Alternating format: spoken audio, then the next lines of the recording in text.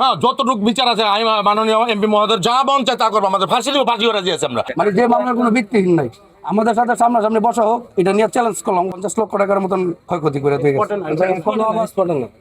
স্পটেও না, ইট বাটাতে গাড়ি রাখছি ওই জায়গায়। আমাদের ইট বাটা আমরা গাড়ি রাখবো না, ওই জায়গায় যা ক্ষতি করে, তাহলে আমরা কি করবো? এই জনগণ কি করবে? সবার যাবে কি জিগাম? এখন আমরা টাকা দিবে রাখাই দিব। যদি আমাদের ব্যবসা বাণিজ্য বন্ধ করে দেয় তাহলে তো আমগো মানে কাজ করে খাই আমরা শ্রমিক, ঠিক আছে? তাহলে আমরা কি করে খামো? চুরি করতে হবে, ডাকাতি করতে হবে, বা মানে অবৈধ কাজ করতে হবে। আমাদের যতটি লোক আসছে, ঠিক আছে, আপনারা তো দেখছেন, সবার একটাই দাবি, যে আমাদের এমপি সাহেব কিছুদিনের জন্য সময় দেওয়া হোক, যে আমরা সুন্দরভাবে মাটিটা কেটে উঠে যাই, তারপরে আমরা অন্য একটা লাইন করবো। আচ্ছা, আমি এটাই। মালিক সমিতির এই এলাকার সভাপতি সেক্রেটারি কেউ আছে এখানে? এখানে নাই, ওনারা ঢাকা আছে, তো কাজে ঢাকা চলে গেছে। আপনাদের যে মালিক সমিতি আছে, ইটভাটা মালিক সমিতি, তাদের সাথে কারোর সাথে যোগাযোগ করে এমপি সাহেবের সাথে এই বিষয়ে নিয়ে কথা বলছেন? এমপি সাহেবের সাথে আমরা বসতে চাইছি, এমপি সাহেব সময় দিতেছে না, বা কেউ আগে আসতেছে না যে হ্যাঁ বা এটা করবো বা ওইটা করবো। এখানে কিছু কিছু লোক আছে যারা নাম না বললেই হয়, ঠিক আছে, ওরা রাজনৈতিক ফায়দা নিতেছে। রাজনৈতিক ফায়দা কি?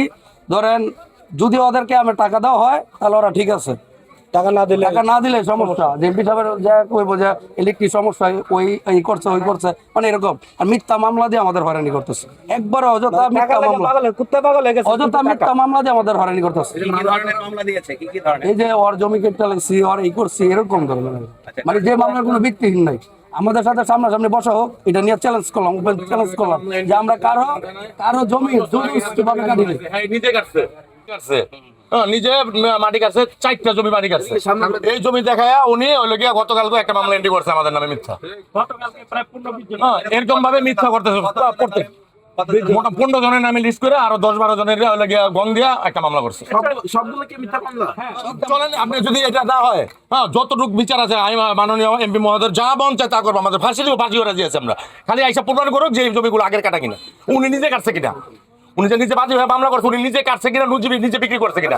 যদি এটা প্রমাণ যদি আমাদের হয় যে আমরা কাটছি, তাহলে আমাদের ডাইরেক্ট নিয়ে যে কজন 15 জনের নামে লিস্ট করছে, অভিযোগ করছে, 15 জনের ডাইরেক্ট ফাঁসি দিয়ে দিব এমপি সাহেব।